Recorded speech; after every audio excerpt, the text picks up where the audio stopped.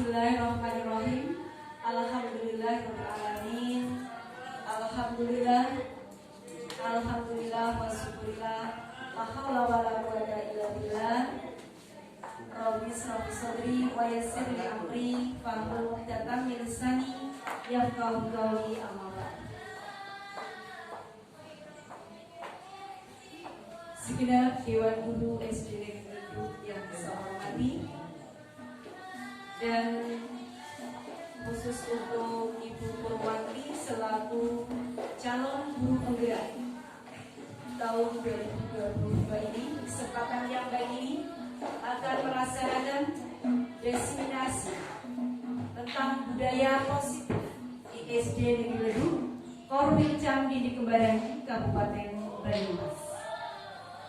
Dan alhamdulillah untuk SD Negeri Leduk ini, alhamdulillah melaksanakan kurikulum merdeka bagi siswa kelas 1 dan kelas 4 di tahun pelajaran 2022-2023. Dan di kesempatan yang baik ini, nanti Ibu Bapak Guru akan mengikuti desiminasi yang akan disampaikan oleh rekan sejawat kita, yaitu Ibu Purwanti SPD, yang alhamdulillah atas dedikasinya dan alhamdulillah menjadi calon guru penggerak.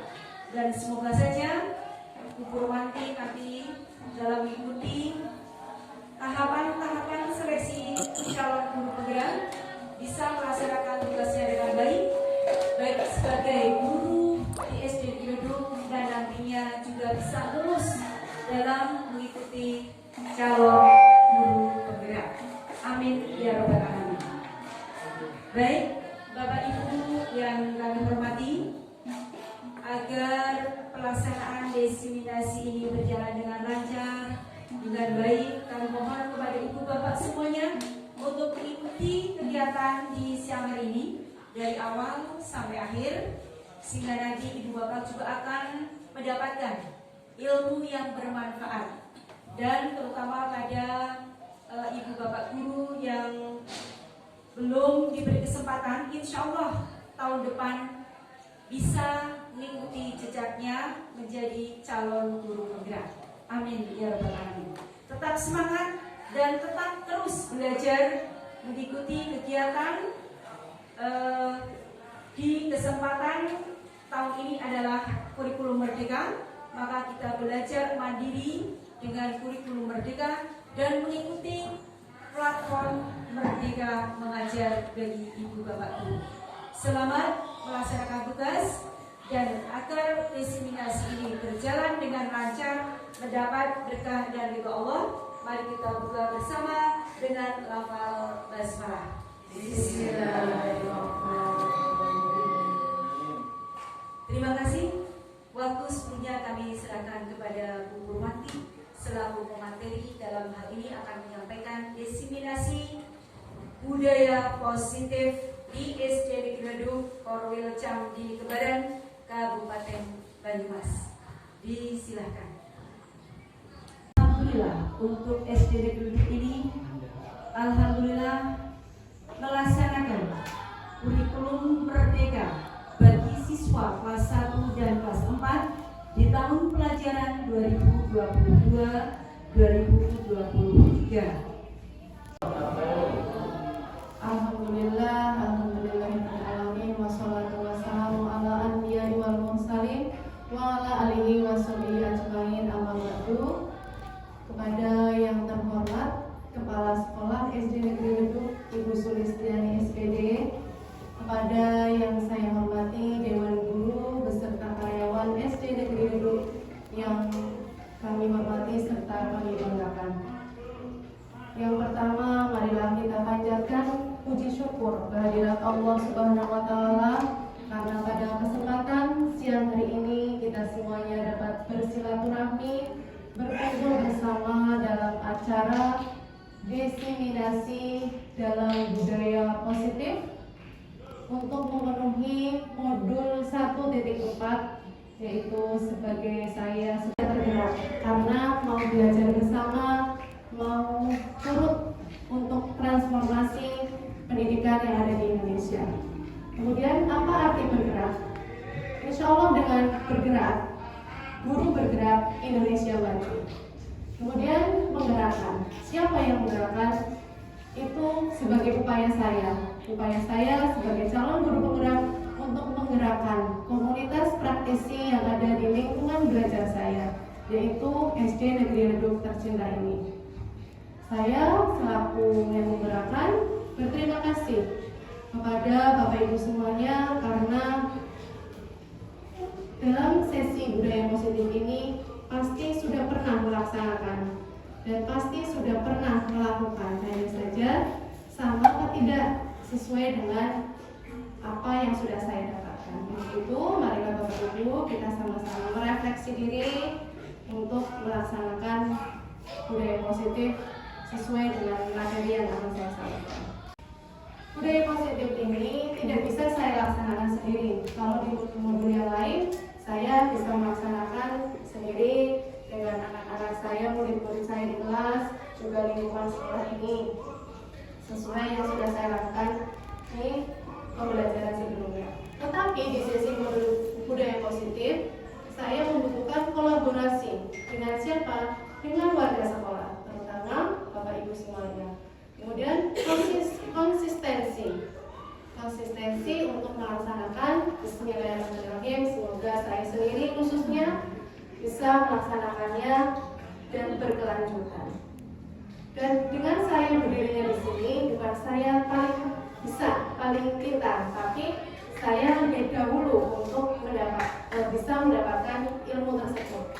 Saya berharap mudah-mudahan Bapak Ibu semuanya telah bisa lebih baik untuk mengimplementasikannya dibanding dengan saya. Begitu, mari bersama-sama kita belajar. Setuju ya Bapak Ibu ya? Setuju. Alhamdulillah, terima kasih. Selanjutnya, tujuan diseminasi budaya positif ini yaitu pemahaman terhadap konsep-konsep kunci dalam modul budaya positif, yaitu perubahan paradigma, belajar disiplin positif, motivasi, perilaku manusia, kebutuhan dasar, posisi kontrol restitusi, keyakinan kelas, dan segitiga restitusi. Dan yang kedua, pengalaman-pengalaman pembelajaran kita selama ini yang didapat setelah penerapan konsep-konsep kunci tersebut, baik di kelas maupun di rumah yang akan kita laksanakan. Keyakinan kelas kita, karena kita semuanya punya kelas, pasti di sini akan menarik sekali. Yang keempat, kebutuhan dasar manusia dan dunia berkualitas. Yang kelima, 5 posisi kontrol kita sebagai guru. Di posisi manakah kita nanti sebagai guru? Mari kita merefleksikan bersama-sama. Yang keenam yaitu segitiga restitusi. Baiklah Bapak Ibu yang saya hormati, kita semua tahu ya siapa Bapak pendidikan kita, Ibu Emma? Iya, pintar. Ki Haja Dewantoro, semuanya pasti sudah mengenal. Kenapa Ki Haja Dewantoro itu dinamakan Bapak Pendidikan Nasional? Iya, karena menurut sejarah itu beliau adalah pencetus, betul. Pertama kali yang mendirikan Taman Siswa di Yogyakarta, hingga beliau dijadikan menteri pertama di Indonesia dan langsung dinobatkan menjadi Bapak Pendidikan Nasional, dan sekarang masih dipakai. Dan alhamdulillah di kurikulum IMK, implementasi kurikulum merdeka, filosofi mereka beliau banyak sekali, dan salah satunya yaitu yang akan saya kupas hari ini. Ki Haja Dewantoro terkenal dengan KHD. Dalam pembelajaran saya di pendidikan guru penggerak itu terkenal dengan KHD, Ki Haja Dewantoro. Ki Haja Dewantoro itu menjelaskan bahwa dasar pendidikan anak berhubungan dengan kodrat alam dan kodrat zaman. Nah, mungkin Bapak Ibu sudah pernah mendengar ya hal ini. Pendidikan dasar anak itu berhubungan dengan kodrat alam dan kodrat zaman. Tumbuh berkembang sesuai dengan kodrat alam. Artinya di mana dia tumbuh, di situ dia akan mengembangkan, menumbuhkan ilmunya, menumbuhkan pemahamannya tentang sesuai dengan alam kondisi kearifan sosial budayanya di situ. Contohnya saja, kita hidup di alam pegunungan. Tentulah saja berbeda dengan hidup di alam pesisir. Begitu juga tentang kehidupan alam di kota dan di desa. Itulah yang disebut dengan kodrat alam, berkaitan dengan sifat dan bentuk lingkungan di mana anak berada. Sedangkan kodrat zaman itu berkaitan dengan isi dan irama. Zamannya kita, zaman abad 20, okay? Zamannya anak-anak sekarang adalah abad milenial, abad 21. Tentulah sangat berbeda cara belajarnya. Untuk itu, semuanya itu harus saling berkaitan, berkolaborasi. Tidak berapa channel, tapi kalau sekarang abad 21, semua dunia, kita mau melihat dunia semuanya ada di genggaman tangan kita, ada di gadget, ya kan Bapak Ibu? Iya. Kita sekali klik sudah bisa melihat keadaan seluruh dunia kita. Jadi itulah filosofi Ki Hajar Dewantara. Didiklah anak-anak kita sesuai dengan alam dan zamannya. Karena dengan alam dan zaman, dengan pendidikan yang sesuai dengan alam dan zamannya akan tercipta budaya positif. Sesuai yang saya sampaikan, yang kita gaungkan untuk melaksanakan budaya positif atau kebiasaan positif yang ada di sekolah kita. Silakan, ada yang ingat Bapak Ibu? Yuk kita baca bareng-bareng. Monggo Bapak Ibu, 1. Beriman, bertakwa kepada Tuhan Yang Maha Esa dan Maha. Ya, 2. Mandiri. 3. Berbenah kritis. 4. Berkebinekaan global. 5. Bertolong-menolong. 6. Kreatif. Terima kasih. Itulah budaya positif yang akan kita laksanakan. Itu bertujuan untuk meningkatkan atau untuk menumbuhkan siswa kita atau murid-murid kita untuk mencapai nilai-nilai profil belajar manusia. Ya, lanjut. Nah, sekarang kita sampai ke kita semua sebagai pendidik sudah paham pasti ya tentang paradigma belajar. Nah, apa itu paradigma belajar?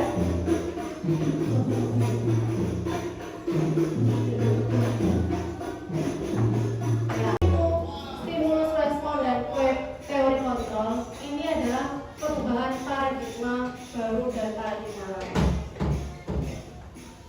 Untuk stimulus respon, realitas kebutuhan kita itu sama. Itu paradigma dulu. Tapi untuk paradigma sekarang, itu realitas kebutuhan kita berbeda.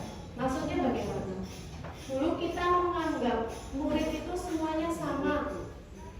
Maksudnya samalah, semua anak itu memang anak-anak bermain. Ternyata untuk perubahan paradigma yang sekarang itu kebutuhan siswa kita berbeda. Dalam satu kelas saja, mungkin Bapak Ibu juga sudah paham ya, ada yang aktif, ada yang pendiam, ada yang aktif di keterampilan, ada yang menonjol di pengetahuan. Oke, Bapak Ibu ya. Untuk selanjutnya paradigma yang kedua, semua orang itu terlihat hal yang sama, semua orang terlihat hal sama. Tapi untuk paradigma yang baru, itu setiap orang memiliki gambar berbeda, gambaran berbeda. Jadi dulu melihat semua orang itu menurut kita itu sama, nah, semua sama lah, semua sama kayak perasaan saya. Tapi ternyata setiap orang memiliki gambaran yang berbeda. Oh, ternyata saya dengan ibu yang satu, si A dengan yang si B itu gambarannya beda. Dulu itu terlihat sama, lah paling yang dulu kelas C pada baik sama. Tapi ternyata dalam paradigma baru, menurut pembelajaran ini adalah semua gambaran itu berbeda.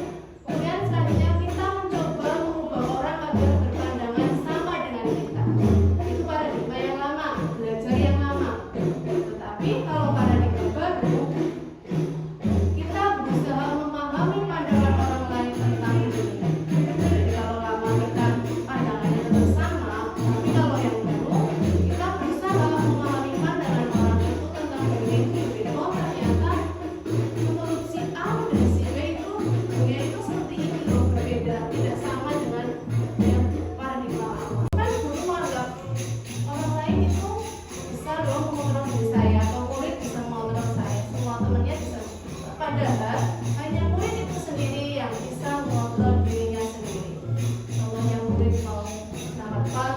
mau berangkat siang, mau belajar, mau tidak itu tergantung dirinya sendiri, bukan tergantung orang lain, bukan tergantung ibunya, gurunya atau siapa itu seperti itu.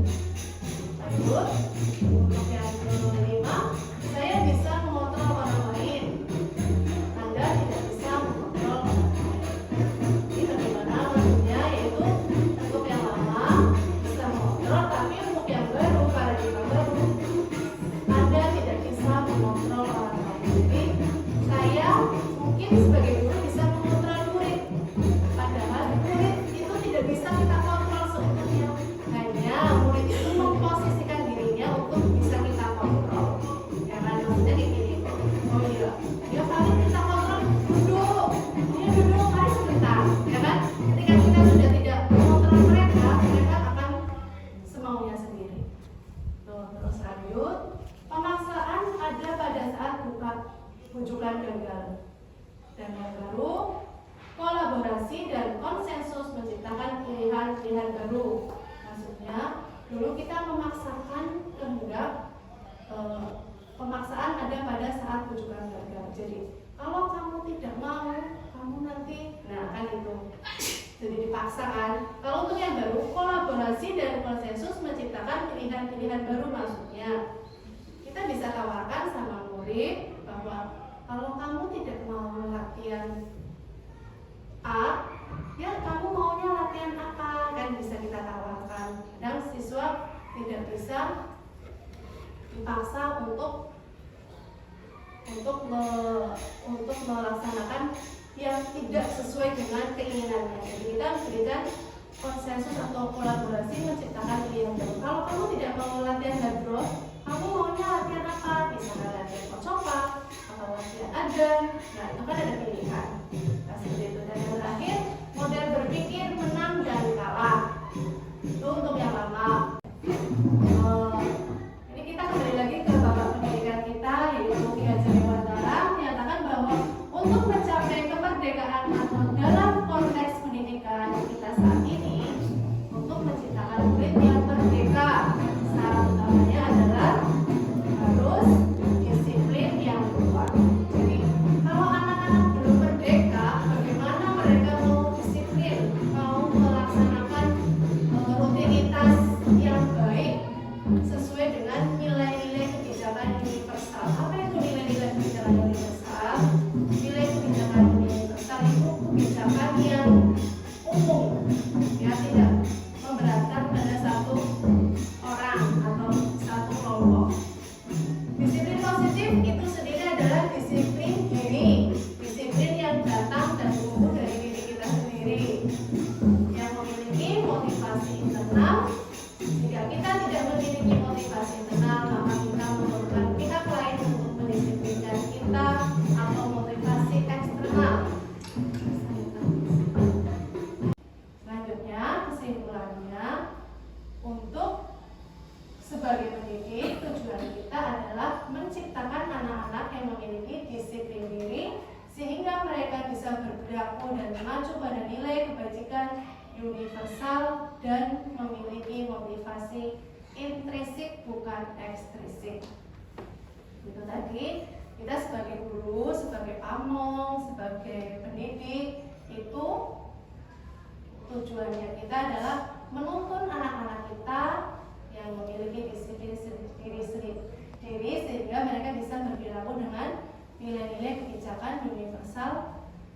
Kebijakan universal adalah kebijakan yang umum yang dimiliki oleh semuanya, yang umum-umum saja, jangan bukan yang ini, maksudnya yang berpihak pada satu golongan atau berpihak pada diri sendiri.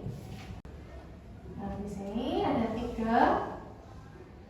Menurut pakar pendidikan Dian Gosen dalam bukunya Restitusi School Disiplin, ya, menyatakan ada 3 motivasi perilaku manusia, yaitu 1, motivasi kita sebagai manusia itu apa? Ternyata ada 3. 1, untuk menghindari ketidaknyamanan atau hukuman. Biasanya kita itu motivasi kita sebagai manusia, mungkin saya sendiri ya, ternyata untuk menghindari ketidaknyamanan atau hukuman. Nah, ini adalah tingkat terendah dari motivasi perilaku manusia. Biasanya, jadi setidaknya untuk menghindari ketidaknyamanan atau hukuman. Jadi mereka itu bertanya pada dirinya sendiri, apa sih kalau saya tidak mengerjakan ini, hukumannya apa? Yang kedua, motivasi perilaku manusia itu untuk mendapatkan imbalan atau penghargaan dari orang lain. Nah, motivasi sebagai perilaku kita untuk mendapatkan penghargaan atau imbalan ini biasanya diiming-imingi hadiah. Kalau kamu juara 1, nanti kamu ini. Satu tingkat ini lebih bagus, satu tingkat di atas tadi yang hukuman.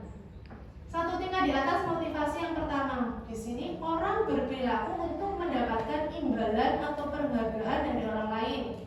Orang dengan motivasi ini akan bertanya, apa yang akan saya dapatkan apabila saya melakukannya? Mereka melakukan sebuah tindakan untuk mendapatkan pujian dari orang lain yang menurut mereka penting dan mereka letakkan dalam dunia berkualitas mereka. Mereka itu melakukan sesuatu untuk mendapatkan hadiah, melakukan pengakuan, dan melakukan imbalan. Motivasi ini juga bersifat eksternal. Ya. Jadi ternyata motivasi perilaku manusia itu untuk mendapatkan imbalan dan penghargaan dari orang lain. Kadang kita, murid kita mungkin memang sering ya di lingkungan kita ya, kamu melakukan ini biar dapat ini. Ya mungkin itu manusiawi ya, tetapi kalau di dalam teori kontrol ini kita di tingkat lebih tinggi dari tingkat yang pertama. Nah, dan yang terakhir, motivasi perilaku manusia yang terakhir yaitu untuk menjadi orang yang mereka inginkan dan menghargai diri sendiri dengan nilai-nilai yang mereka percayai. Ini adalah tingkatan yang paling bagus, yang paling baik di antara tingkatan perilaku manusia. Apa itu? Yaitu orang dengan motivasi ini akan bertanya, akan menjadi orang yang seperti apa apabila saya melakukannya? Mereka melakukan sesuatu karena nilai-nilai yang mereka yakini dan mereka hargai, dan mereka melakukannya karena mereka ingin menjadi orang yang melakukan nilai-nilai yang mereka yakini tersebut oleh penghargaan. Ya mungkin untuk biar tidak ngantuk ya Bapak Ibu, karena memang jamnya jam istirahat, kita ice breaking dulu Pak ya. Ya, iya kita tepuk dulu mungkin. Ice breaking kita semangat pagi ya Bapak Ibu ya. Ya, nanti dibimbing Pak Yusuf mungkin. Ya, semangat pagi, ice breakingnya selamat pagi, Mas. Silakan Pak. Selamat pagi. Semangat pagi. Lagi.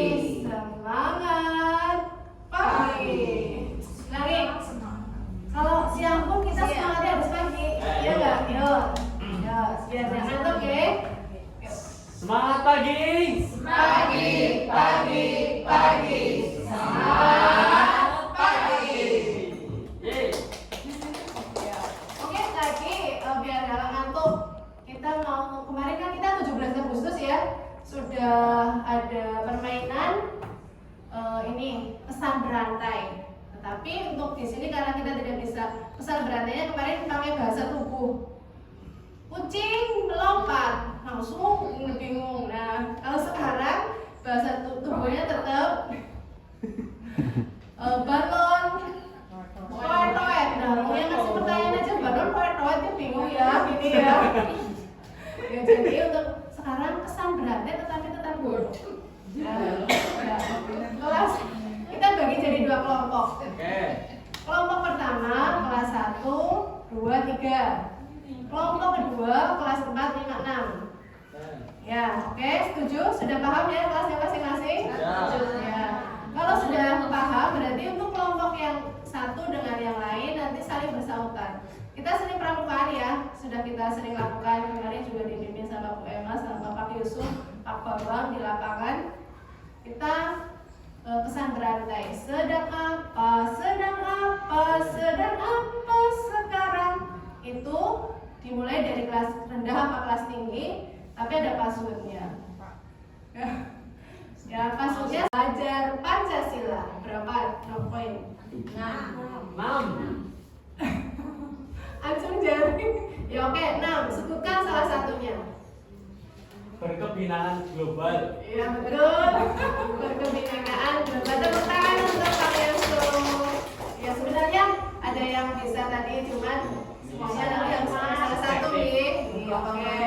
Objektif. Oke. Sekarang berarti yang berhak memberikan pertanyaan kelas tinggi 4, 5, 6. Ya kan, yang kelas rendah 1, 2, 3.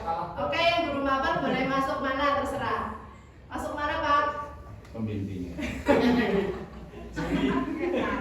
Apa sih? Ya silakan untuk memberi ini dulu. Yuk, 3, 2, 1. Sedang apa? Sedang apa? Kelas rendah masih apa? Sekarang sedang apa? Sedang apa? Sekarang.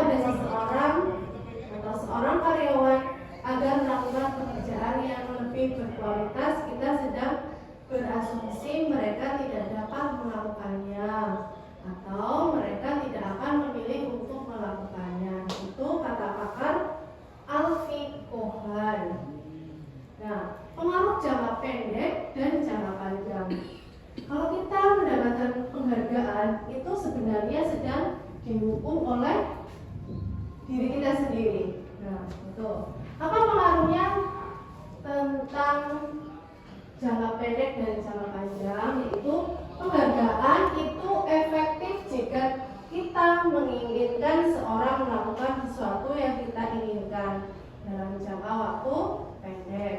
Tetapi jika kita menggunakan penghargaan lagi dan lagi, maka orang tersebut akan bergantung pada penghargaan yang diberikan serta kehilangan motivasi dari dalam.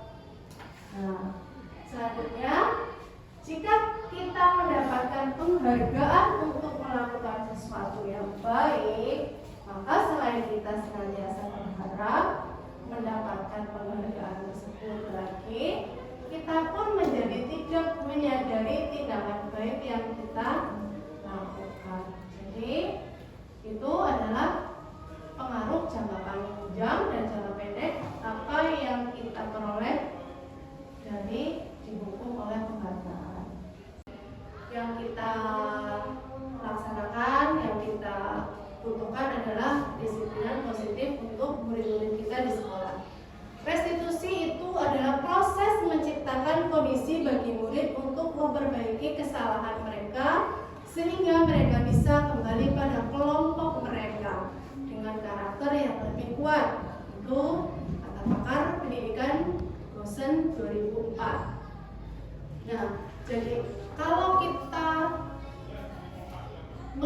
melakukan hukuman itu sebenarnya kurang positif, kurang efektif. Tapi kita melaksanakannya adalah restitusi. Kenapa restitusi? Karena restitusi itu sendiri adalah proses menciptakan kondisi bagi murid untuk memperbaiki kesalahan mereka. Jadi bila anak melakukan salah, itu sebaiknya tidak langsung dihukum, tapi kita tanya dulu, kenapa kamu melakukan hal seperti itu? Nah, mereka bisa kan, itu untuk apa? Untuk membiasakan mereka bisa kembali kepada kelompok mereka, yaitu kelompok yang lebih baik lagi, itu kelompok yang positif lagi dengan karakter yang lebih kuat. Contohnya, restitusi itu bukan untuk menebus kesalahan, namun untuk belajar dari kesalahan. Jadi kalau restitusi itu sifatnya bukan kalau kamu tidak mengerjakan tugas, kamu guru sekrap membersihkan kamar mandi, itu tidak seperti itu. Kalau anak tidak mengerjakan tugas, itu restitusi bukan menebus kesalahan, tapi untuk belajar dari kesalahan. Kenapa kamu tidak mengerjakan tugas? Ya Bu, saya kemarin pergi ke tempat saudara. Ya udah, kalau kamu tidak mengerjakan tugas di rumah, berarti di jam istirahat kamu mengerjakan sendirian. Itu lebih mengarah ke restitusi karena untuk belajar dari kesalahan. Karena kamu salah berarti kamu mengganti di jam yang lain, bukan untuk kamu hukum untuk lari lapangan 5 kali kayak gitu. Itu dalam teori Gosen 2004, pakar pendidikan di dunia. Kemudian memperbaiki hubungan, terserah dia mau apa. Misalkan kamu mau mukul lagi, apa kamu mau memaafkan? Ada ikatan emosional sendiri, tidak langsung dihukum. Kemudian restitusi adalah tawaran, bukan paksaan. Dan itu tadi tawaran. Apa kamu mau memukul lagi, turut memukul, atau kamu mau memaafkan, atau kamu mau melaporkan ke pihak polisi? Itu ada tawaran, bukan paksaan. Kalau misalnya paksaan kan, cepetan pukul kayak gitu ya, misalkan. Itu bedanya restitusi dengan hukuman. Kemudian restitusi menuntut untuk melihat ke dalam diri. Restitusi itu menuntun kita untuk melihat ke dalam diri. Oh iya, saya itu sudah melakukan seperti ini. Saya benar apa tidak ya sudah memukul kayak gitu. Nanti kita refleksi seperti itu. Jadi restitusi untuk selanjutnya itu restitusi mencari kebutuhan dasar yang mendasari tindakan. Maksudnya apa? Restitusi itu mencari kebutuhan dasar. Kenapa saya melakukan tindakan ini? Karena saya membela diri. Nah, mungkin seperti itu. Jadi restitusi diri adalah cara yang baik dalam restitusi diri itu murid belajar untuk mengubah kebiasaan dari kecenderungan untuk mengomentari orang lain menjadi mengomentari diri sendiri, jadi lebih merefleksi diri. Itu kata pakar Dr. William Glasser. Itu dalam membangun budaya positif di sekolah. Tentunya ini tidak mudah ya Bapak Ibu, untuk menunjukkan proses yang tidak bisa dilakukan dalam waktu yang singkat. Ini membutuhkan proses dan membutuhkan keterlibatan semua pemangku kepentingan. Kita sebagai pendidik, saya percaya saya sendiri tidak bisa melakukan itu sendirian. Saya membutuhkan rekan sejawat, membutuhkan pimpinan, membutuhkan warga sekolah yang lain untuk saling berkolaborasi dalam mewujudkan disiplin positif di sekolah kita untuk mencapai profil pelajar Pancasila, mencapai anak-anak yang merdeka untuk belajar, untuk mencapai kesuksesan sekolah kita.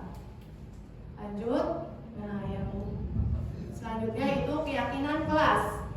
Kenapa bukan peraturan kelas? Nah, sekarang yang digaungkan itu keyakinan kelas dalam kurikulum Merdeka Belajar itu bukan peraturan kelas, karena keyakinan kelas itu mulai dari diciptakan oleh murid dan yang mengimplementasikan itu sendiri juga murid.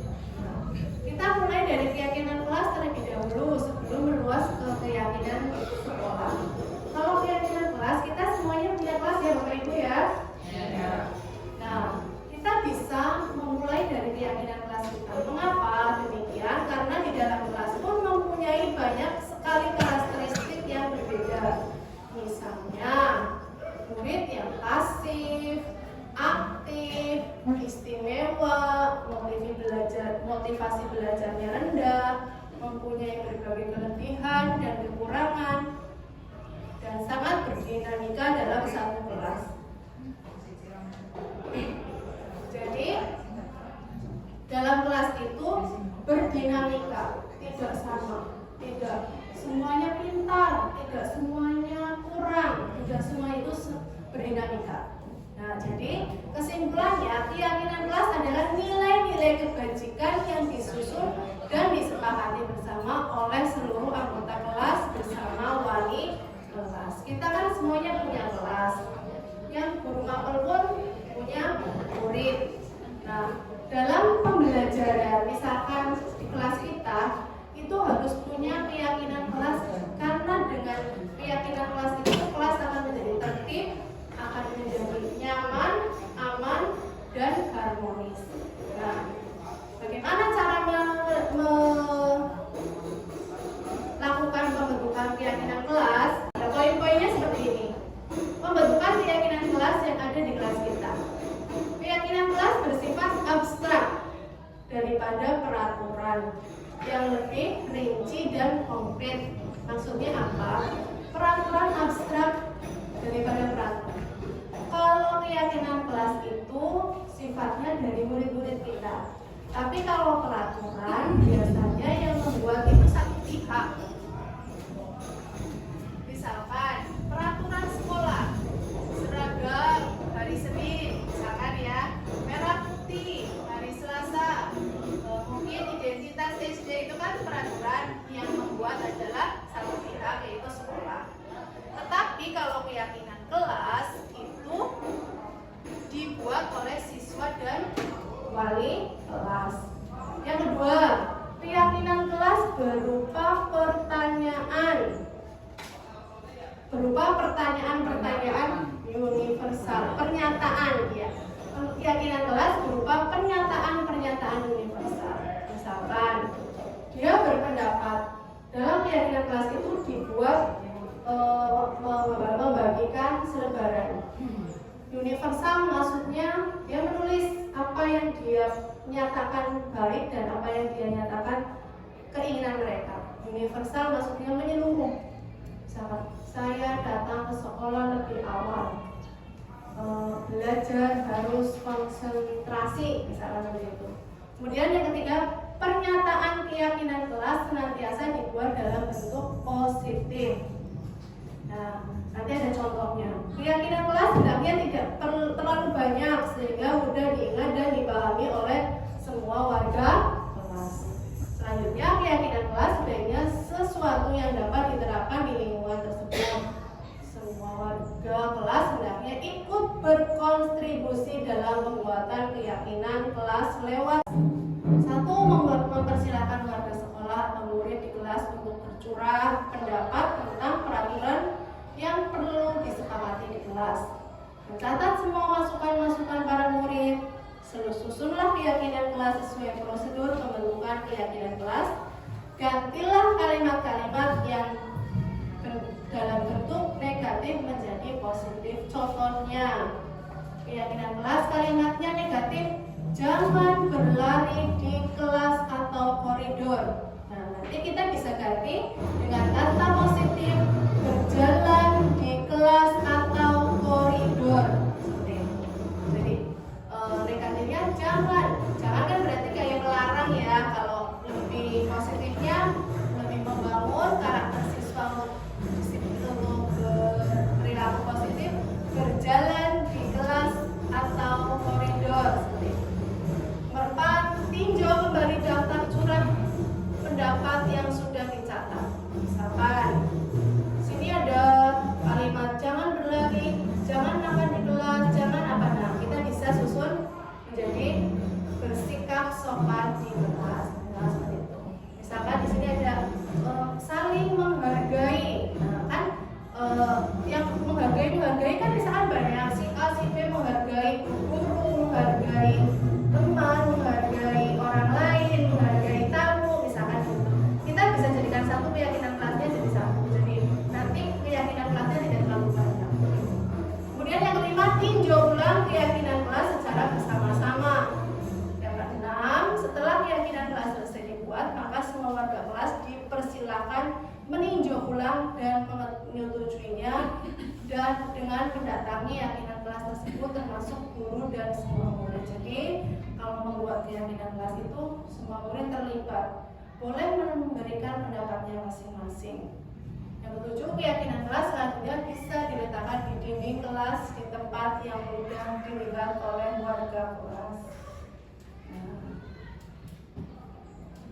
Ini contoh keyakinan kelas di kelas 1 dan kelas 5.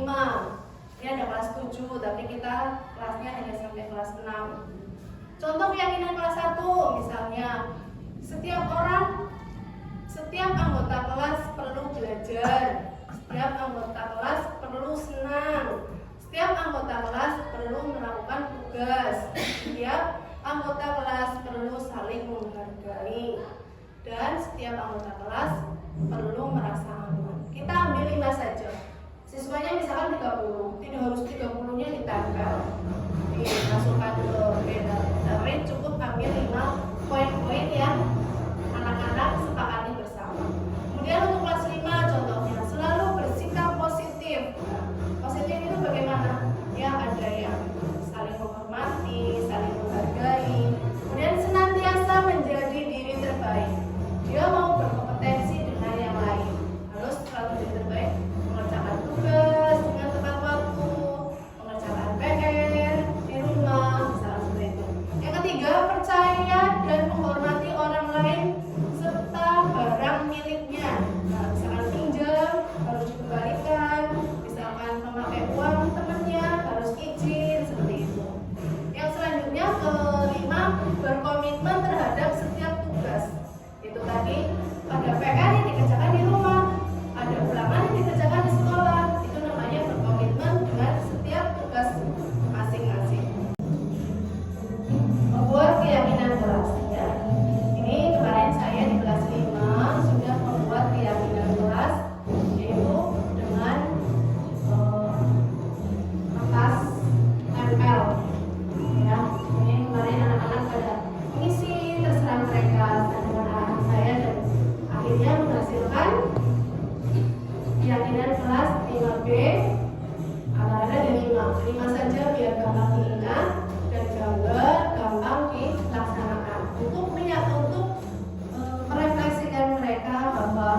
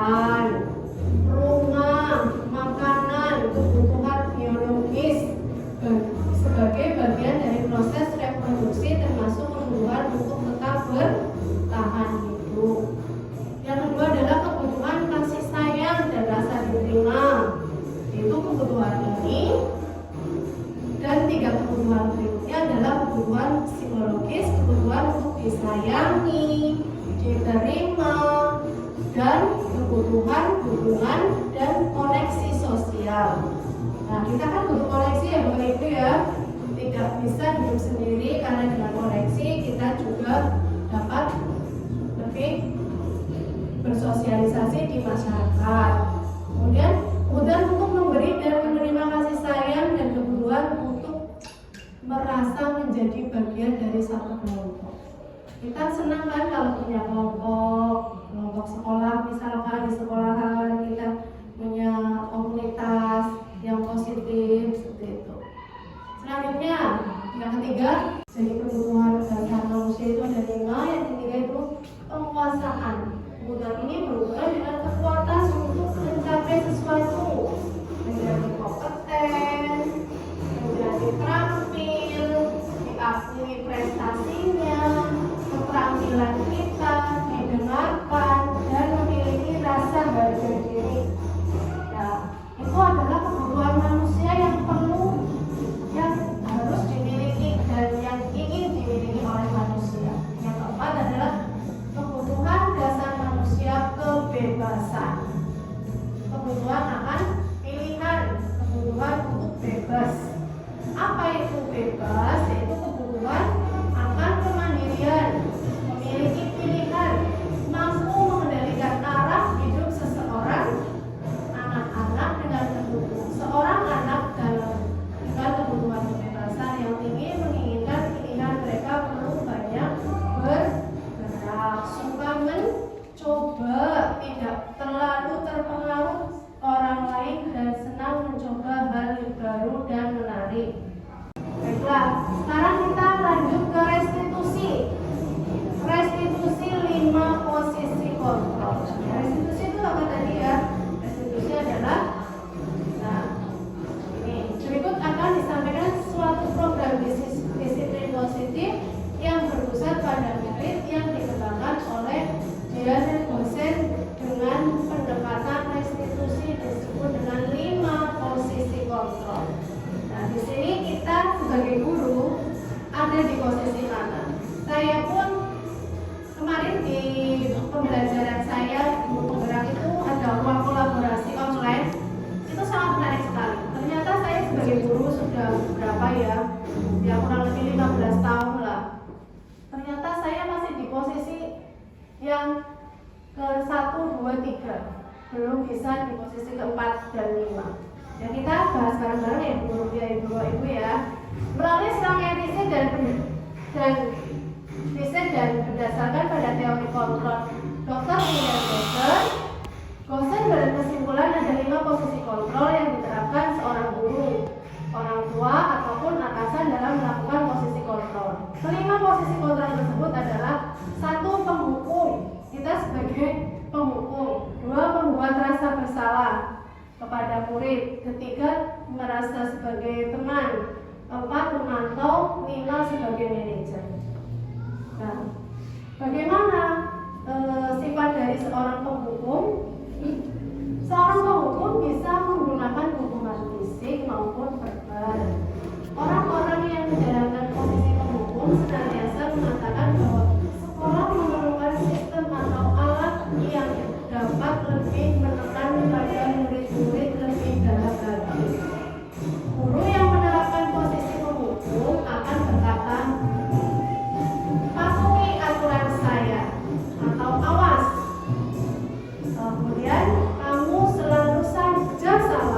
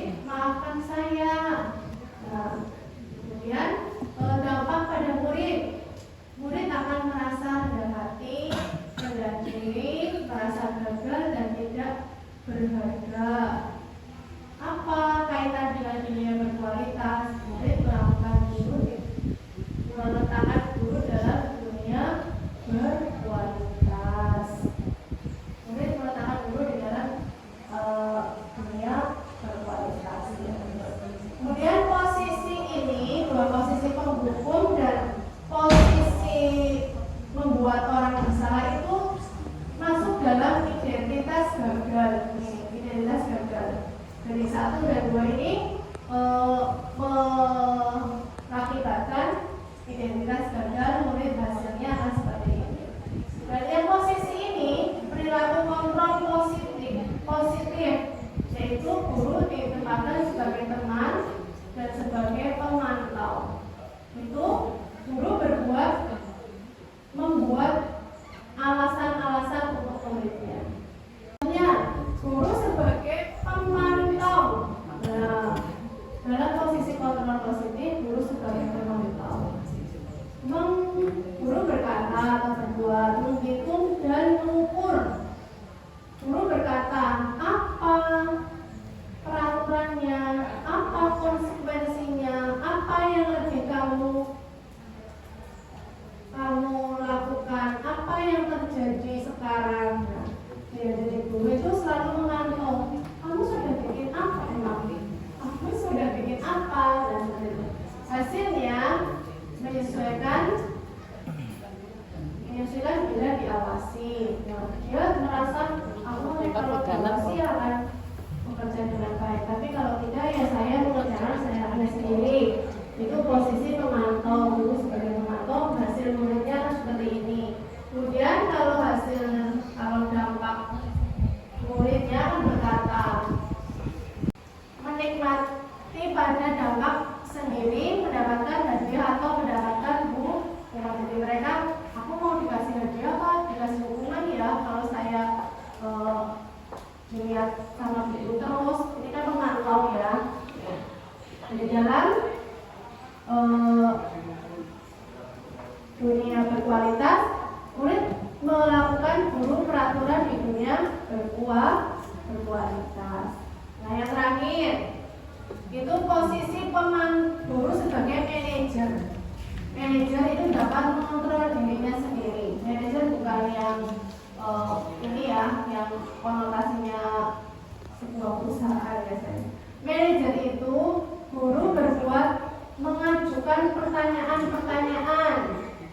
Apa yang kita yakini, apa yang kamu yakini, hal tersebut, kalau kamu meyakini kamu mendapatkan hal apa, kalau kamu memperbaikinya, jadi kita kira-kira hal tersebut mengembangkan apa tentang dirimu, seperti itu.